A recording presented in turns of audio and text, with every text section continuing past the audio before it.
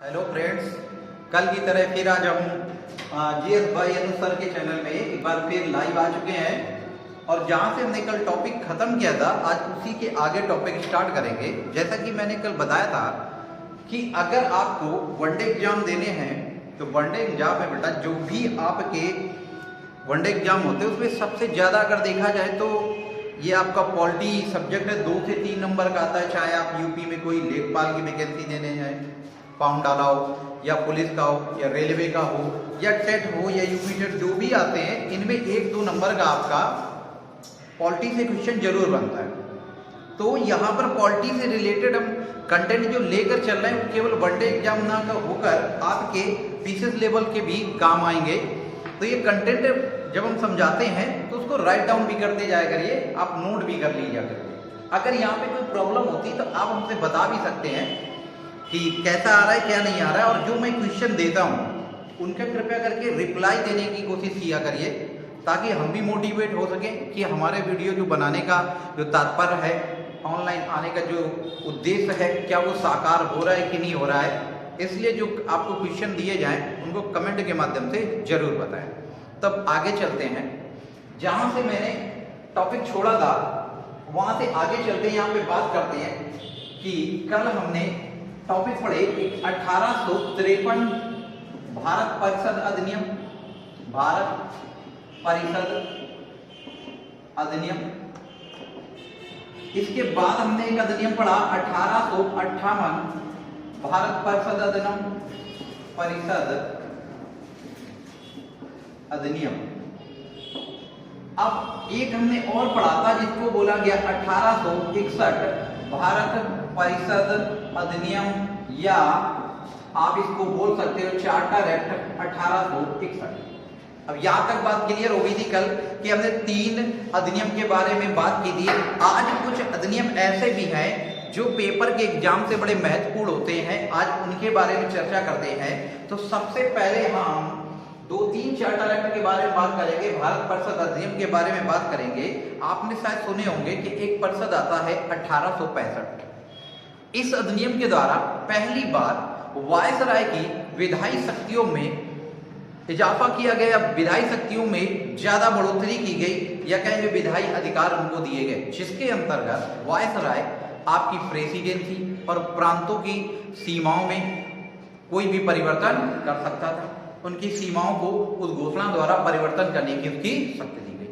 तो यहां पर हमने पहला चार्टर एक्ट बात करते हैं जिसको बोला गया भारत परिषद अधिनियम 1865। बेटा मोस्ट इंपॉर्टेंट है। इस अधिनियम द्वारा क्या बात की गई, इस अधिनियम में पहला पॉइंट रखा गया कि जो 1858 में पद निकल कर आता है जिसे वायसराय कहते हैं, गवर्नर जनरल के स्थान पर एक पद निकल कर आया जिसे वायसराय कहते हैं। वायसराय को, या कहें तो वायसराय की विधायी शक्तियों में, विधायी अधिकारों में, विधायी अधिकारों में वृद्धि की गई। साथ साथ नोट भी करते जाएंगे। तो हमने क्या बोला कि 1865 एक्ट, जो छोटे छोटे एक्ट आए थे उनमें किसकी बात की गई है, 1861 के बाद यहां पर अंग्रेजों को या ब्रिटिश सरकार को यह ज्ञात होता है कि अगर भारत में शासन करना है तो बिना भारतीयों की मदद से शासन संभव नहीं है।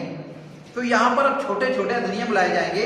इस अधिनियम द्वारा पहली बार वायसराय की विधायी अधिकारों में वृद्धि की जाती है, और कहेंगे वायसराय को क्या दिया जाता है कि वायसराय उद्घोषणा द्वारा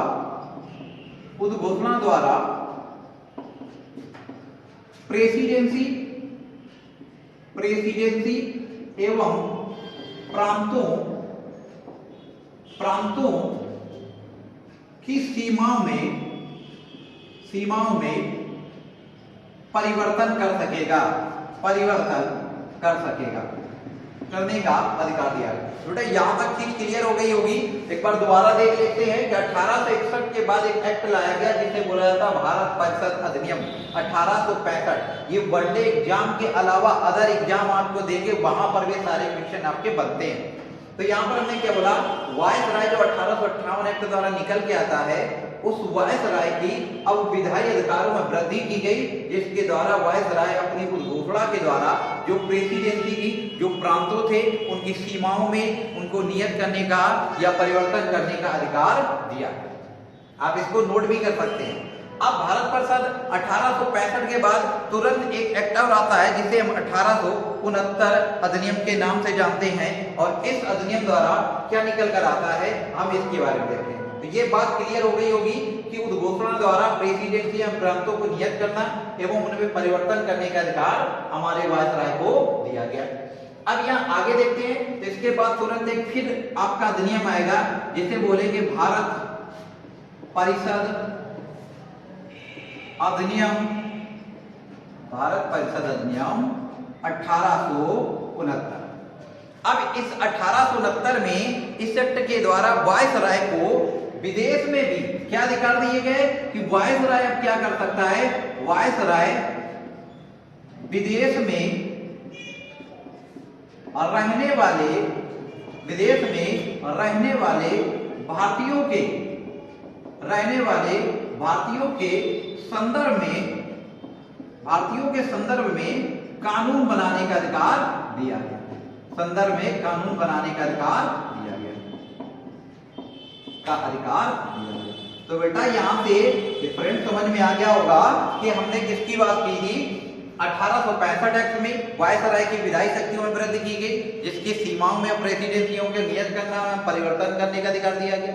इसके बाद भारत परिषद अधिनियम 1869 इसके द्वारा किया जा रहा वायसराय विदेश में रहने वाले भारतीयों के संदर्भ में भी कानून बनाने का अधिकार इसे दे दिया गया। यहां तक बात क्लियर हुई। इसके बाद एक अधिनियम और आता है, ये अधिनियम क्या कहलाता है, इस अधिनियम के द्वारा बेटा 1873 कौन सा अधिनियम आ गया, अब यहां से एक अधिनियम और आ जाएगा, इस अधिनियम को बोला गया 1873 एक्ट।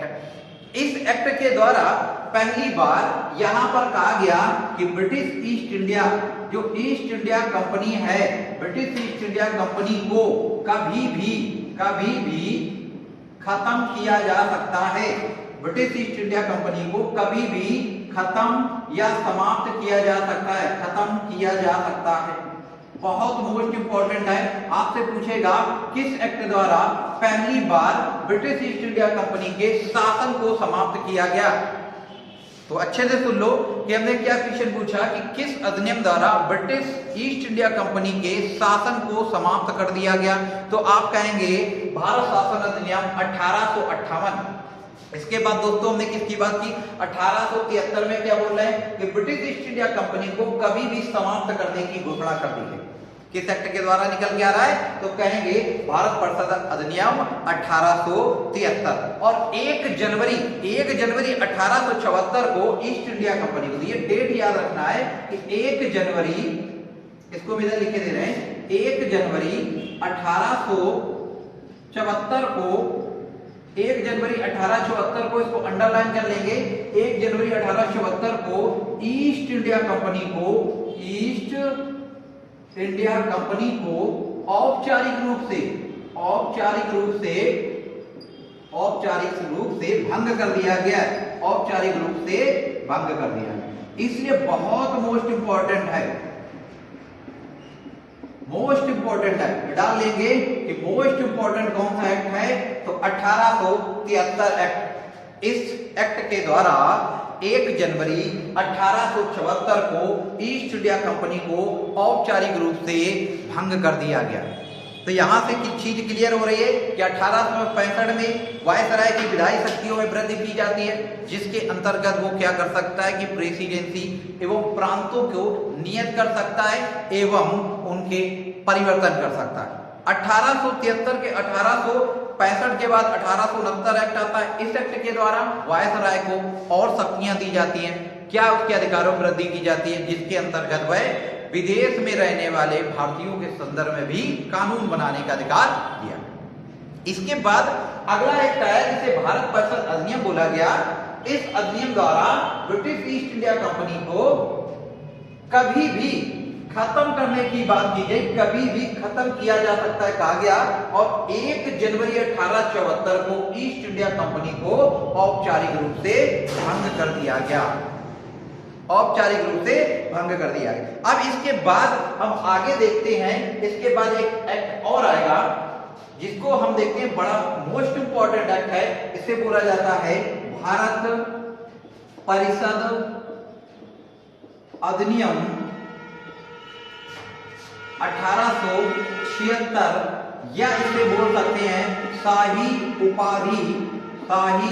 उपाधि अधिनियम 1876। दोस्तों यहां पर बात क्लियर कर लो, शाही उपाधि अधिनियम आता है किसके बाद आ रहा है, तो कहेंगे 73 के बाद शाही उपाधि अधिनियम पारित किया गया। तो शाही उपाधि अधिनियम जो पारित किया जा रहा है, इसके अंतर्गत आपको याद रखना है कि क्या क्या किया गया। तो यहां पर आपको याद रखना है, ये शाही अधिनियम जो आया, ये उस समय आपके गवर्नर जनरल या वायसराय थे लॉर्ड लिटन। कौन थे? लॉर्ड लिटन के काल में ये आता है। वायसराय या कहेंगे गवर्नर जनरल कौन है? लॉर्ड लिटन। लॉर्ड लिटन के काल में शाही उपाधि अधिनियम आता है, जिसके अंतर्गत क्या किया जा रहा है, जिसके अंतर्गत जो वायसराय की परिषद थी, याद रखना अच्छे से, मोस्ट इंपोर्टेंट है, वायसराय की परिषद, वायसराय की परिषद में 6वां सदस्य जोड़ा गया, 6वां सदस्य जोड़ा गया। याद रखना है, वायसराय की परिषद में 6वां सदस्य शामिल किया गया, 6वां सदस्य शामिल किया गया। और इसे लोक निर्माण विभाग दिया गया, या कहेंगे बेटा इसको PWD पब्लिक वर्क डिपार्टमेंट में शामिल किया गया। पब्लिक वर्क डिपार्टमेंट या लोक निर्माण से संबंधित कानून बनाने का ये 6वां सदस्य शामिल किया गया। अब हम बात करें 6वां कैसे आ गया, तो जब हमने संविधान की यात्रा शुरू की गई थी, तो हमने एक टॉपिक पढ़ाया था आपको 1773, जिसको रेगुलेटिंग एक्ट या विनियामक विधेयक बोला जाता है। इस विधेयक के द्वारा कहा गया है गवर्नर के अलावा 4 अन्य सदस्य होंगे। वहां पे उसकी परिषद में कितने शामिल किए गए? 4। लेकिन 1784 आपका एक्ट आएगा, जिसे पिट्स इंडिया एक्ट के नाम से जाना गया।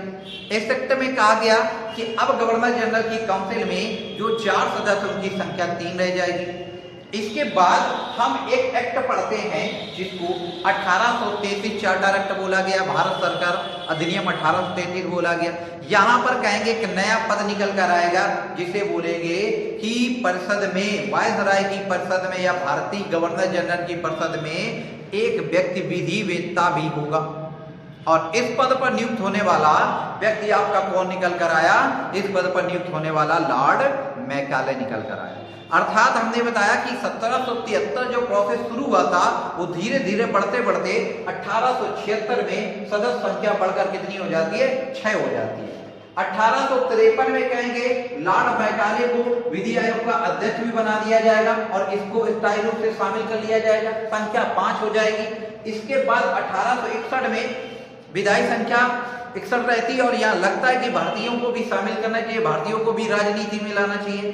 तो 1861 में इसका प्रावधान शुरू किया गया, लेकिन 1876 में एक नया पद, एक सदस्य जोड़ा गया, जिसे बोला गया पब्लिक वर्क डिपार्टमेंट। तो यहां तक चीज क्लियर हो गई होगी कि इस 1876 एक्ट में एक नया पद जोड़ा गया, कहेंगे एक नया सदस्य जोड़ा गया, जिसको विभाग दिया गया PWD या लोक निर्माण विभाग। इसी के दौरान 28 अप्रैल 1876, मोस्ट इंपोर्टेंट, 1876 को एक घोषणा की जाती है। क्या की गई? 1876 को एक घोषणा के द्वारा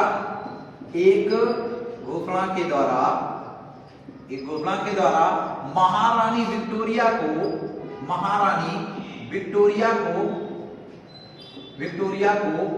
भारत की सामग्री घोषित कर दिया गया, साम्राज्ञी घोषित कर दिया गया। तो यहाँ पर मोस्ट इंपॉर्टेंट पॉइंट है कि महारानी विक्टोरिया को 1876 में घोषणा की जाती है और यह उपाधि जब 1877 में दिल्ली दरबार लगाया जाएगा तो महारानी विक्टोरिया को भारत आमंत्रित किया जाएगा। तो कहा जाता है कि यहाँ इनके प्रतिनिधि के रूप में भारत आते हैं और वहां पर इन्हें भारत की सामग्री घोषित किया गया। तो यहाँ तक चीज क्लियर हो गई। तो हमने कितने एक्ट पढ़े? एक हमने पढ़ाया आपको 1865 में कह दिया कि विधायी शक्तियों में वृद्धि की गई वायसराय। इसके बाद हमने पढ़ाया 1869 विदेश में रहने वाले भारतीयों के संबंध में कानून बनाने का अधिकार दिया गया।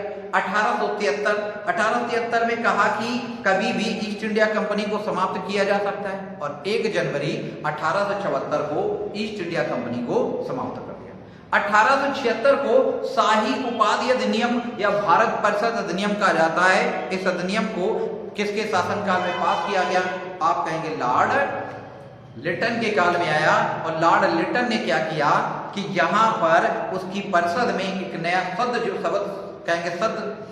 सदस्य जोड़ा गया। इस सदस्य को कहा गया कि PWD डिपार्टमेंट देखे। तो कौन सा विभाग मिल गया? लोक निर्माण विभाग मिल गया। तो बेटा पीछे से रिकॉल कर लेंगे कि कब इनकी सदस्य संख्या बढ़ रही है और किसमें सदस्य संख्या 6 की गई। ऐसे क्वेश्चन को मैचिंग करने के लिए दिया जाता है। ऐसे क्वेश्चन जो होते हैं वो मैचिंग करने के लिए आते हैं कि 1773 में सदस्यों की संख्या कितनी थी, 1784 में सदस्य संख्या कितनी रह गई, फिर 1833 के अंतर्गत कितनी हो गई, 1853 में कितनी हो गई। ऐसे क्वेश्चन बनते हैं। तो 28 अप्रैल 1876 को एक घोषणा द्वारा महारानी विक्टोरिया को भारत की सम्राज्ञी घोषित कर दिया। मोस्ट इंपॉर्टेंट क्वेश्चन है और 1877 दिल्ली दरबार में उन्हें सुशोभित किया गया। अब यहां तक हमने छोटे छोटे चार्टर या भारत सरकार अधिनियम पढ़ लिए। अब बात करते हैं आगे। दोस्तों इसके बाद क्या होता है कि भारत में लगातार जन क्रांतियां हो रही हैं। कांग्रेस को भी लगता है, कहेंगे यहाँ पर अंग्रेजों को लगता है कि मेरे पीछे कोई ऐसा स्पॉट, ऐसा एक माध्यम होना चाहिए, एक ऐसा मीडियम होना चाहिए जिससे हम अपनी बातों को पब्लिक के बीच में और पब्लिक की बातों को अपने तक कैसे पहुंचाया जा सके। इसलिए लॉर्ड डफरिन के काल में कहा जाता है 28 दिसंबर 1885 को बॉम्बे में आपके भारतीय राष्ट्रीय कांग्रेस की स्थापना की जाएगी। भारतीय राष्ट्रीय कांग्रेस आ गई तो भारतीय राष्ट्रीय कांग्रेस ने अपने तरीके से या कहेंगे नरम दल के नेताओं ने अपने तरीके से ब्रिटिश शासन में, ब्रिटिश संसद में अधिकार पाने की मांग की। इनके अंतर्गत देखा जाए तो 1892 चार्टर एक्ट पास किया गया। अब यहां पे याद रखना है कि अब कौन आ गया? भारत परिषद अधिनियम 1892। 1892 में किसकी बात की गई? 1892 कहा गया कि यहां परिषद की सदस्यों की संख्या बढ़ा दी गई कि मिनिमम परिषद में 10 सदस्य और मैक्सिमम 16 सदस्य होंगे। परिषद जो है आपकी विधान परिषद थी, उस परिषद में या कहेंगे वायसराय के परिषद के सदस्यों की संख्या 10 से 16 कर दी गई। पहले 1861 में देखेंगे तो मिनिमम 6 और अधिकतम 12 संख्या थी। तो याद रखना है 1892 एक्ट के द्वारा संख्या मिनिमम कितनी की गई? 10 और अधिकतम कितनी कर दी गई? 16। इसके बाद इसके पहले अगर जाते हैं तो 1861 एक्ट में मिनिमम संख्या 6 थी और अधिकतम 12 थी। यहां तक चीज क्लियर हो गई। अब हम आगे बात करते हैं इसी एक्ट द्वारा पहली बार निर्वाचन प्रणाली की बात की गई। निर्वाचन पद्धति की शुरुआत करने की घोषणा की गई। निर्वाचन पद्धति को शुरुआत करने की घोषणा की गई या कहेंगे निर्वाचन के सिद्धांत को स्वीकार किया जाए। तो आपको याद रखना है कि पहली बार ब्रिटिश सरकार ने कब निर्वाचन के सिद्धांत को स्वीकार किया है? तो 1892 भारत परिषद अधिनियम द्वारा। इस अधिनियम में कहा गया या कहेंगे भारतीय राष्ट्रीय कांग्रेस के द्वारा मांग की गई कि निर्वाचन के माध्यम से सदस्य जाने चाहिए, लेकिन ब्रिटिश सरकार ने ऐसा किया तो, लेकिन उसे नाम निर्दिष्ट करने के बाद ही अधिवेशन में भाग लेने की अनुमति थी। जब ब्रिटिश सरकार या कहेंगे ब्रिटिश संसद में उसका नाम निर्दिष्ट किया जाता था तभी वो अधिवेशन में भाग ले सकता था। तो यहाँ पर आपको 1892 में याद रखना है कि परिषद की संख्या बढ़ा दी गई है। जो परिषद विधान परिषद है उसकी संख्या 10 से 16 कर दी गई। 1861 में 6 से 12 की गई थी। पहली बार निर्वाचन सिद्धांत को स्वीकार किया जाता है, लेकिन नाम निर्दिष्ट होने के बाद ही उसे अधिवेशन में भाग लेने का अधिकार है। और यहाँ पर अगला पॉइंट शुरू होता है जिसको कहेंगे बजट। बजट की शुरुआत 1858 एक्ट में हो गई थी, जेम्स विल्सन द्वारा पहली बार प्रस्तुत किया गया। लेकिन यहाँ पर बजट पर पूरक प्रश्न पूछने का अधिकार विभागियों को दिया गया। पूरक प्रश्न अर्थात ये परिषद से पूछ सकते थे कि किस मद में कितना धन खर्च कर रहे हो, कहां पे कितना लग रहा है, ये अधिकार दिया गया। तो यहां तक क्लियर हो गया। हमने आज क्या पढ़ा?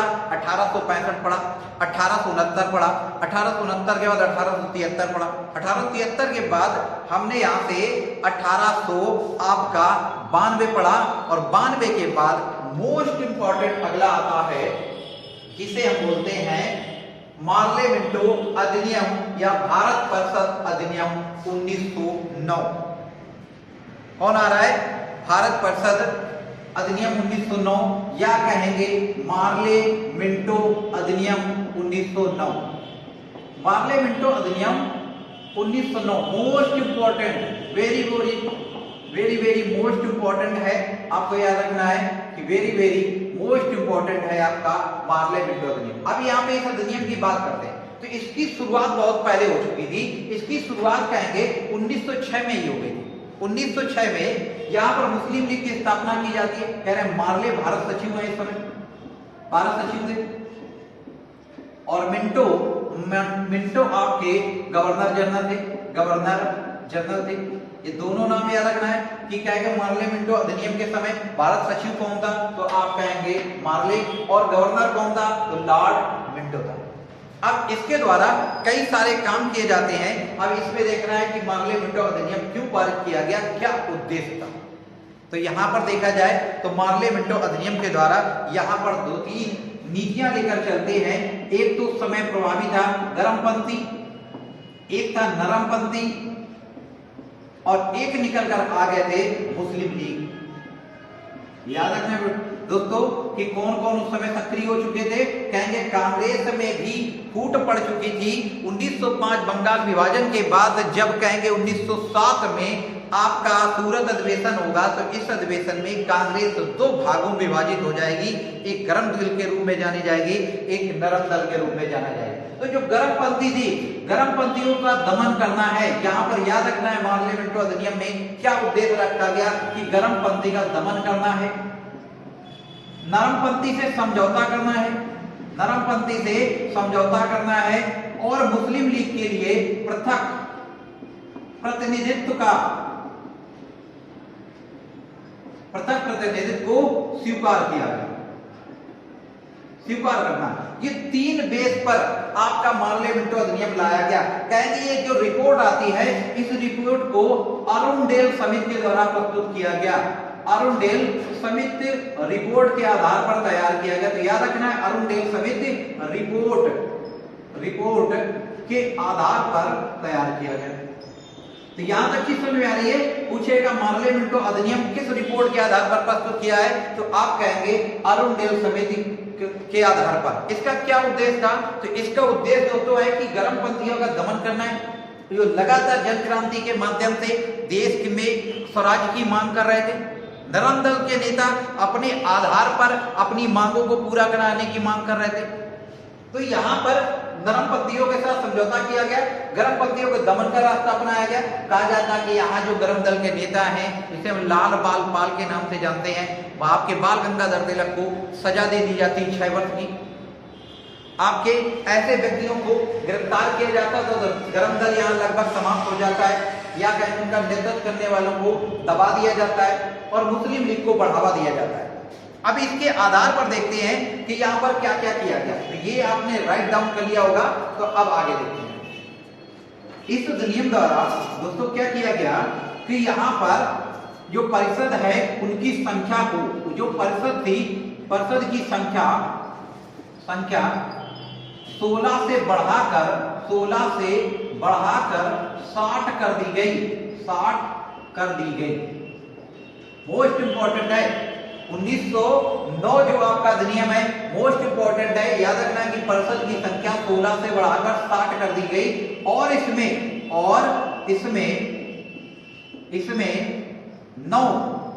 पदेन सदस्य शामिल थे, 9 पदेन सदस्य शामिल थे, पदेन सदस्य शामिल थे।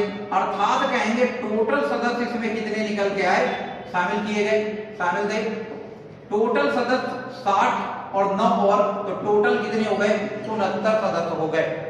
तो आपको यहां पर याद रखना है कि यहां पर परिषद की सदस्य संख्या जो अभी हमने पढ़ी थी कि 16 से आपकी मिनिमम 10 होनी चाहिए, अधिकतम 16 होनी चाहिए। फिर हमने क्या बताया किसमें, आपका 1892 में। 1909 में क्या किया गया, संख्या बढ़ाकर 16 से 60 कर दी गई। और इसमें पदेन संख्या कितनी है, पदेन सदस्य कितने, 9। इन पदेन सदस्य में देखें तो एक दोस्त इसमें वायसराय शामिल किया गया है, एक इसमें वायसराय है और 8 अन्य सरकारी सदस्य हैं, सरकारी सदस्य। तो ऐसे टोटल ये कितने हो गए, 9। तो 9 पदेन सदस्य में आपको याद रखना है कि आपको एक वायसराय, 8 सरकारी सदस्य हैं और ये टोटल सदस्य कितनी संख्या हो गई, 69।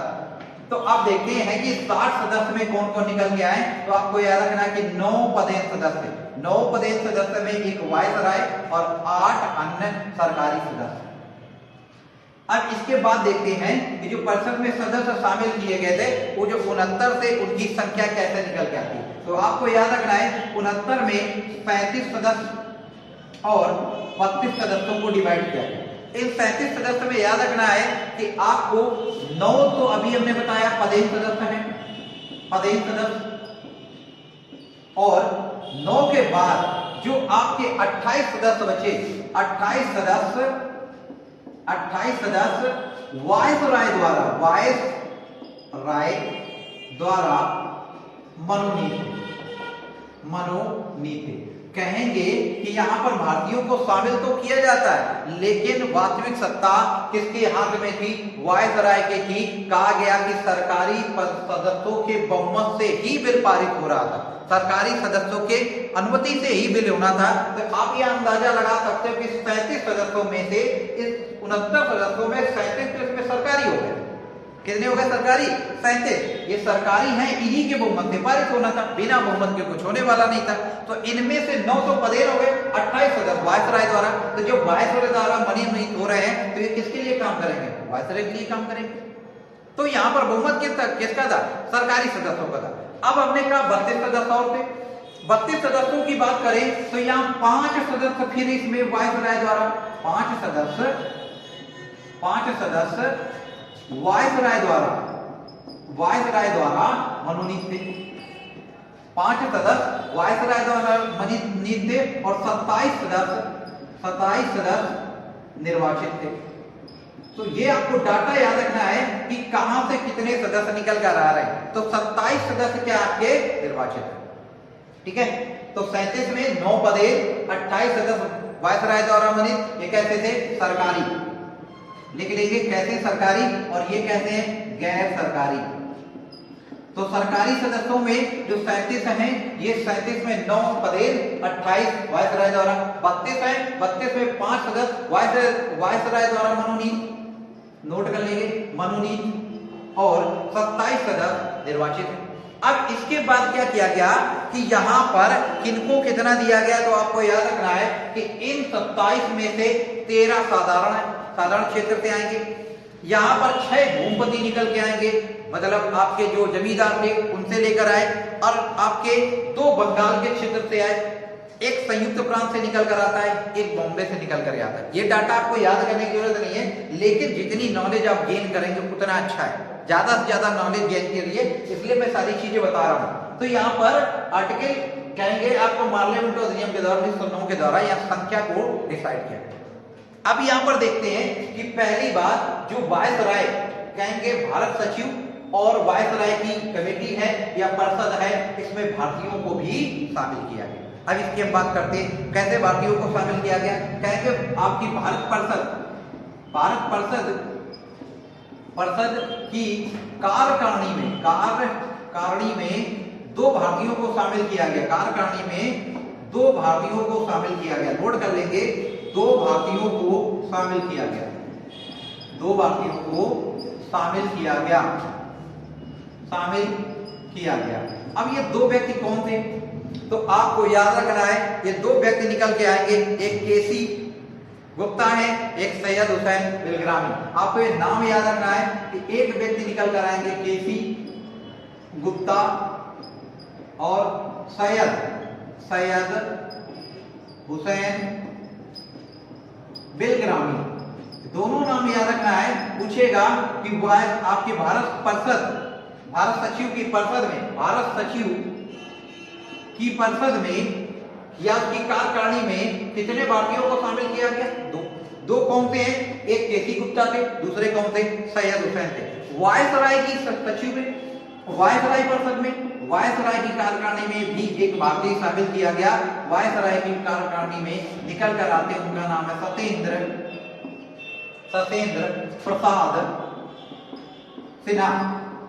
सत्येंद्र प्रसाद सिन्हा, जिन्हें बाद में जिन्हें लॉर्ड की उपाधि से सम्मानित किया गया,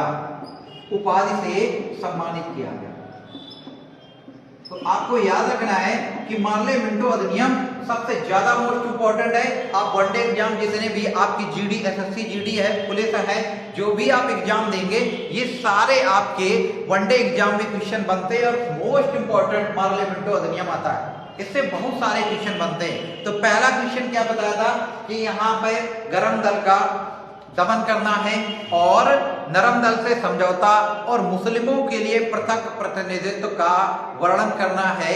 कहेंगे यहाँ पर मुस्लिम के लिए पहली बार मुस्लिमों को पृथक प्रतिनिधित्व की शुरुआत की गई। प्रतिनिधित्व, अब आगे पढ़ेंगे तो आपको बहुत सारी चीजें देखने को मिलेंगी कि यहाँ पर आगे पढ़ेंगे मॉन्टेग्यू चैनफोर्ड अधिनियम द्वारा यहाँ सिखों को, पारसियों को, अन्य समुदाय के लोगों को बांट दिया गया।